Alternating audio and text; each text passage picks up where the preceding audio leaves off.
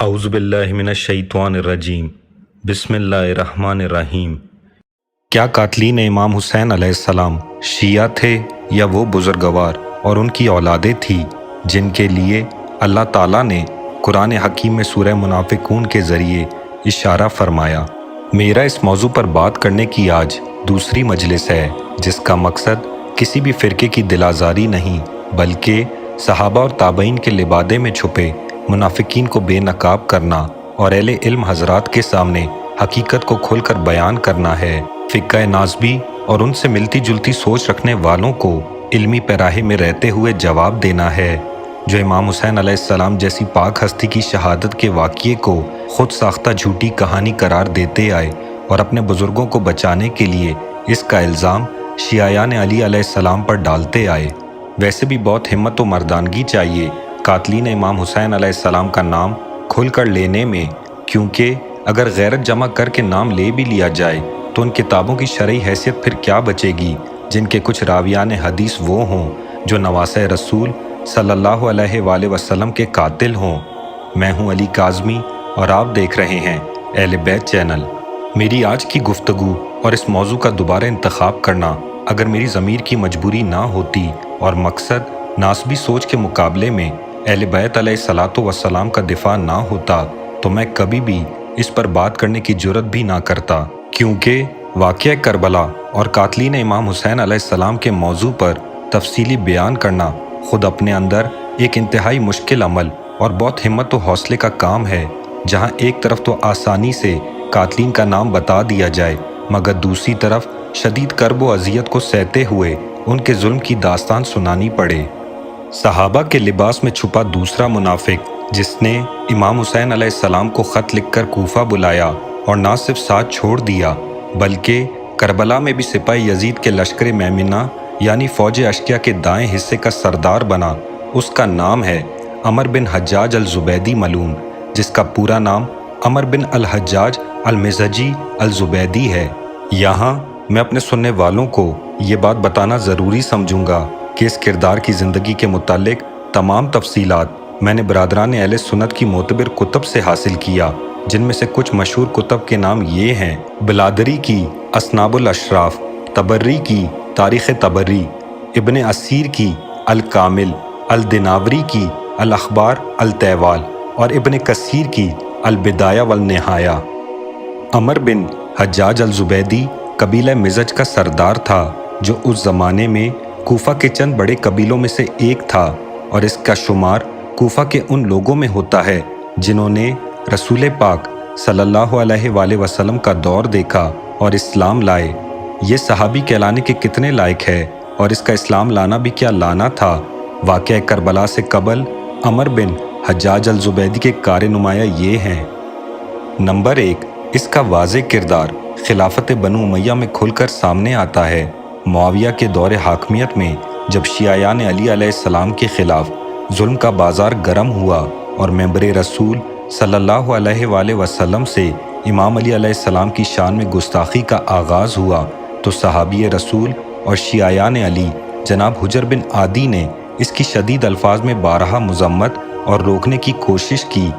حکومتی حکم نامے میں مداخلت کے جرم میں جب حاکم کوفہ زیاد بن ابیہا نے حجر بن عادی کو گرفتار کیا تو شبز بن ربی کی طرح عمر بن حجاج الزبیدی نے بھی جناب حجر بن عادی کے خلاف گواہی دی اور پھر معاویہ کے حکم پر انہیں بے گناہ شہید کر دیا گیا۔ اگر خلافت بنو امیہ پر نظر ڈالیں تو کسی بھی صحابی رسول صلی اللہ علیہ وآلہ وسلم کے موت کا پروانہ جاری کرنے سے قبل اپنے ظالمانہ فیصلے کو صحیح ثابت کرنے کے لیے ان کے مقابلے میں گواہی کے طور پر ایسے صحابیوں کا انتخاب کیا جاتا تھا جو دنیاوی مال و دولت پر مر مٹے ہوئے ہوں۔ یہی وجہ ہے کہ جنہوں نے حجر بن عادی کے خلاف گواہی دی وہی کردار کربلا میں امام حسین علیہ السلام کے مقابلے میں فوج کی قیادت کرتے نظر آئے۔ نمبر 2، جب معاویہ کا انتقال ہوا اور نظام ملوکیت یزید بن معاویہ بن ابو سفیان جیسے فاسق و فاجر کے ہاتھ آئی تو اس بادشاہی نظام کے خلاف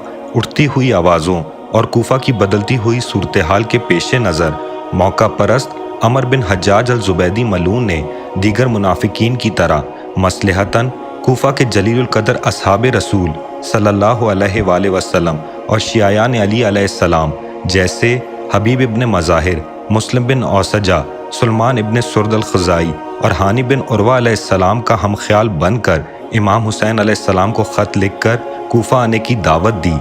میں نے اس موضوع کی پہلی قسط میں بھی کہا تھا کہ جو ناسبی مولوی ایک عرصے سے اپنے سننے والوں کو بے وقوف بناتے آئے کہ امام حسین علیہ السلام کو شیعوں نے خط لکھ کر کوفہ بلایا اور دھوکہ دیا، ان کی ادھوری بات میں دعوے سے مکمل کیے دیتا ہوں کہ امام حسین علیہ السلام کو دھوکہ دینے والے صرف شیعیان معاویہ بچے تھے، کیونکہ شیعیان علی علیہ السلام کے وہ بڑے بڑے نام جنہوں نے امام حسین علیہ السلام کو خط لکھا، ان میں سے اکثر کو واقعہ کربلا سے قبل کوفہ میں ہی ابن زیاد ملعون نے قید میں ڈال دیا یا شہید کر دیا، اور باقی جو بچے وہ اصحاب امام حسین علیہ السلام بن کر کربلا میں قیامت تک کے لیے اپنے ناموں کو روشن کر کے علیہ السلام بن گئے۔ اب کوئی ان مولویوں کے سر پہ قرآن رکھ کے پوچھے کہ جو ابن زیاد کے قید خانے سے رہا ہو کر نکلے انہی شیعیان علی علیہ السلام نے واقعہ کربلا کا انتقام لیا یا نہیں؟ نمبر 3، عمر بن حجاج الزبیدی ملعون نے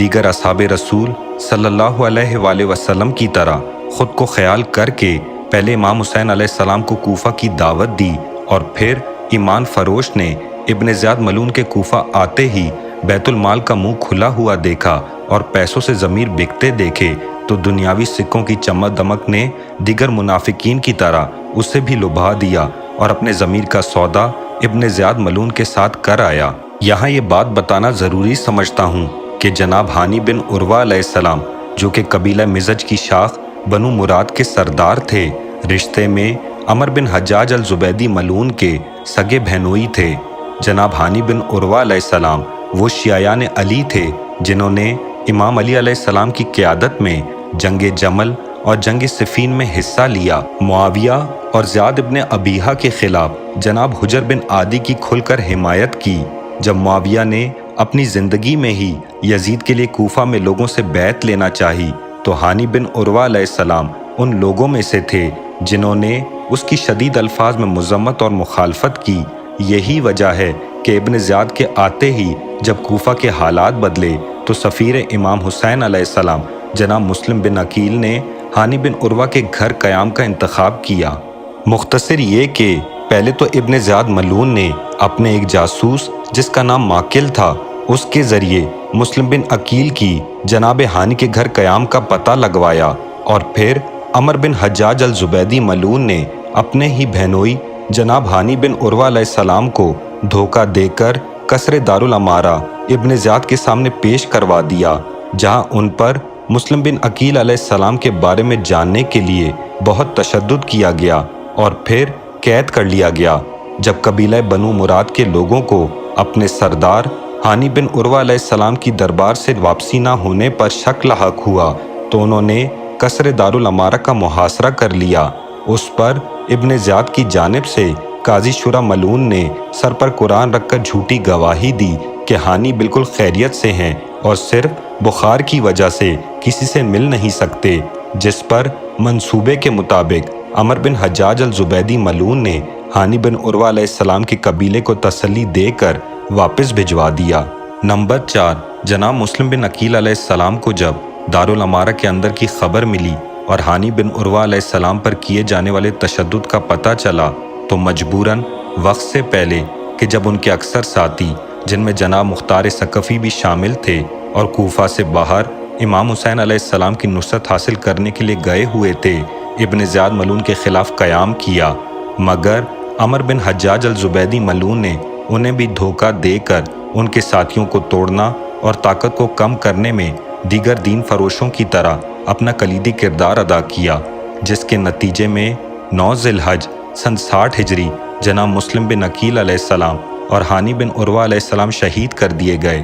عید الاضحیٰ کے دن ان کے بے سر لاشوں کو رسیوں سے باندھ کر ابن زیاد ملعون کے حکم پر پورے کوفہ میں ایک گلی سے دوسری گلی گھسیٹا گیا اور پھر دارالامارہ پر الٹا لٹکا دیا گیا اور ان کے سروں کو یزید پلید کے پاس شام بھیج دیا۔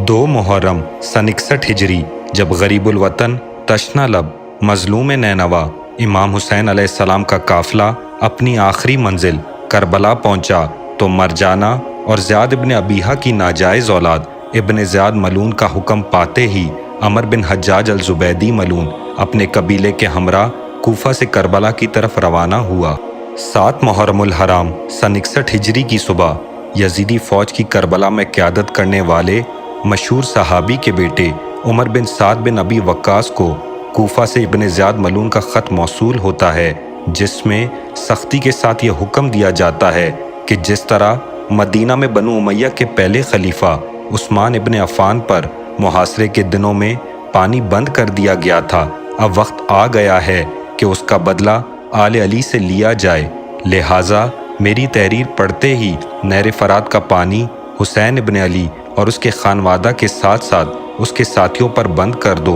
और अगर मेरे हुक्म की तामील में ज़रा भी ताख़ीर की या नरमी बरती तो शिमर इब्न ज़ुलजौशन को मैं ये इख्तियार देता हूँ कि वह फ़ौज की क़यादत अपने हाथ में ले ले। लिहाजा हुकूमत रे की लालच में उमर बिन साद मलून ने 500 घोड़सवारों पर मुश्तमिल फ़ौज की क़यादत अमर बिन हज्जाज अल ज़ुबैदी मलून को देकर नहर अलकमा का पानी इमाम हुसैन अलैहिस्सलाम और उनके साथियों पर बंद कर दिया। फरात पर कब्ज़ा पाते ही अमर बिन हज्जाज अल ज़ुबैदी मलून ने ललकार कर अपनी नजिस ज़ुबान से इमाम हुसैन अलैहिस्सलाम की शान में जो गुस्ताखाना जुमले अदा किए, मुझ में हिम्मत नहीं कि उन्हें दोहरा भी सकूं। बेहतर होगा कि पढ़ने वाले खुद पढ़ लें।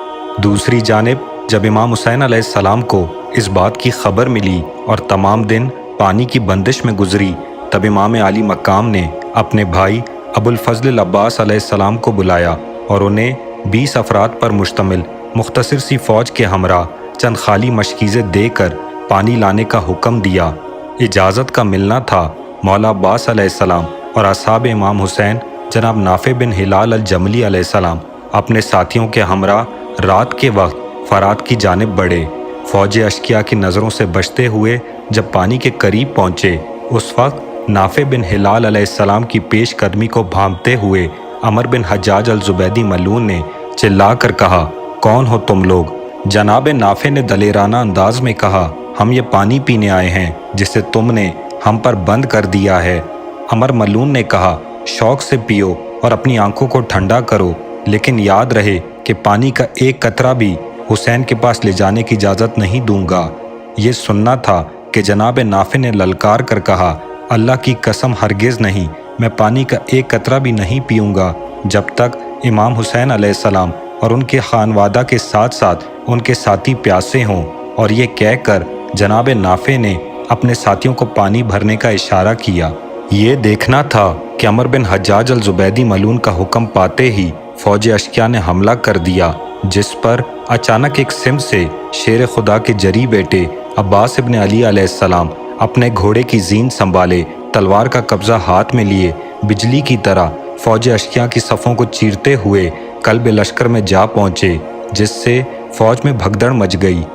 एक जानिब कुछ असहाब इमाम हुसैन अलैहिस्सलाम पानी के मशकीज़ें भरते रहे और दूसरी जानिब हज़रत अब्बास और जनाब नाफ़े अलैहिस्सलाम अपने चंद साथियों के हमरा अमर मलून की फ़ौज को अपनी शमशीर जनी के जौहर से मसरूफ़ अमल रखते रहे। नतीजे में असहाब इमाम हुसैन अलैहिस्सलाम पानी ले जाने में कामयाब हुए। यही वजह है कि 7 मुहर्रमुल हराम अहले तशय्यो में अबुल फजल अब्बास और नाफ़े बिन हिलाल अल जमली अलैहिस्सलाम की याद से मंसूब करते हैं। 9 मुहर्रमुल हराम सन 61 हिजरी फ़ौज अशकिया का जंग का इरादा महसूस करते हुए इमाम हुसैन अलैहिस्सलाम ने अपने भाई अब्बास इब्न अली अलैहिस्सलाम को उमर बिन साद मलून की तरफ भेजा कि उससे एक रात इबादत की मोहलत तलब कर ले। उस पर अमर बिन हज्जाज अल ज़ुबैदी मलून ने दोबारा अपनी नजिस ज़ुबान से कहा, अगर कोई काफिर हमसे ये दरख्वास्त करता तो हम शायद उसकी तो कबूल कर लेते, पर हुसैन की नहीं। उमर बिन साद मलून ने हज़रत अब्बास अलैहिस्सलाम के चेहरे के तेवर बदलते देखे तो मौत के खौफ से फ़ौरन अमर मलून को खामोश करके कहा, अब्बास तुम जाओ, میں ایک رات عبادت کی اجازت دیتا ہوں۔ 10 محرم الحرام سن 61 ہجری روز عاشورہ عمر بن حجاج الزبیدی وہ ملعون تھا جس نے امام حسین علیہ السلام کا تعارف معاذ اللہ مرتد اور کافر کہہ کر کروایا اور یزید خنزیر کو امام برحق کہتے ہوئے فوج اشقیاء کا امام حسین علیہ السلام سے جنگ کرنا ایک دینی فریضہ اور فرض عمل قرار دیا۔ عمر بن حجاج الزبیدی ملعون سپاہی یزید کے لشکر میمنہ یعنی فوج اشقیاء کے دائیں حصے کا سردار بنا۔ دوسری طرف امام حسین علیہ السلام کی جانب سے مختصر سی فوج لیے لشکر میسرہ یعنی فوج کے بائیں حصے کی قیادت کرنے کا شرف اصحاب رسول اور شیعیان علی جناب حبیب ابن مظاہر علیہ السلام کو نصیب ہوا۔ میرا سلام ہو قبیلہ بنی اسد کے ایک اور صحابی جناب مسلم بن اوسجہ علیہ السلام پر، جنہوں نے حبیب ابن مظاہر علیہ السلام کی زیر قیادت تنہا اپنی بہادری کے وہ جوہر دکھائے کہ 70 سال کی ضعیفی کے باوجود بھی وہ جوان مرد نظر آئے، جنہوں نے عمر ملعون کے لشکر میمنہ کی صفوں کو تہو بالا کرتے ہوئے سب الٹ پلٹ کر رکھ دیا۔ صحابہ کے لبادے میں چھپا عمر بن حجاج الزبیدی جیسے منافق نے جب مسلم بن اوسجہ علیہ السلام کی شجاعت دیکھی تو بزدلی کا ثبوت دیتے ہوئے اپنی فوج کو حکم دیا کہ اس کے مقابلے میں جا کر مرنے سے بہتر ہے کہ اسے چاروں طرف سے گھیر کر دور سے تب تک پتھر مارو جب تک کہ یہ لہو لہان ہو کر گر نہ جائے۔ جناب مسلم بن اوسجہ علیہ السلام کی شہادت کے بعد عمر بن حجاج الزبیدی ملعون کے کہنے پر یہی طریقہ عمر بن سعد ملعون کی منظوری سے نہ صرف دیگر اصحاب امام حسین علیہ السلام کو زیر کرنے کے لیے استعمال کیا گیا بلکہ غریب الوطن تشنہ لب مظلوم کربلا امام حسین علیہ السلام کے ساتھ بھی برتا گیا۔ واقعہ کربلا کے بعد عمر بن حجاج الزبیدی ملعون ان لوگوں میں بھی شامل رہا جنہوں نے اصحاب امام حسین علیہ السلام کے سروں کو مرجانہ کی نجس اولاد ابن زیاد ملعون کے پاس کوفہ لے کر گئے۔ میں تو اتنا ہی کہوں گا، خدا اور فرشتوں کی لعنت ہو، تمام جن و انس کی تا قیامت لعنت ہو، چمن محمد صلی اللہ علیہ وآلہ وسلم کے پھولوں کو جلانے اور اجاڑنے والوں پر۔ جسے بھی اس موضوع اور بیان پر اپنی تسلی کرنی ہو اس کے لیے تمام کتب کے حوالہ جات ڈسکرپشن میں درج ملیں گے۔ مزید قاتلین امام حسین علیہ السلام کے بارے میں تفصیلی جاننے کے لیے جڑے رہیے اور اس ویڈیو کو زیادہ سے زیادہ شیئر کریں تاکہ وہ تمام منافقین بے نقاب ہو سکیں جن کا اب تک پردہ رکھا جاتا رہا۔ تب تک کے لیے اللہ ہم سب کا حامی و ناصر ہو۔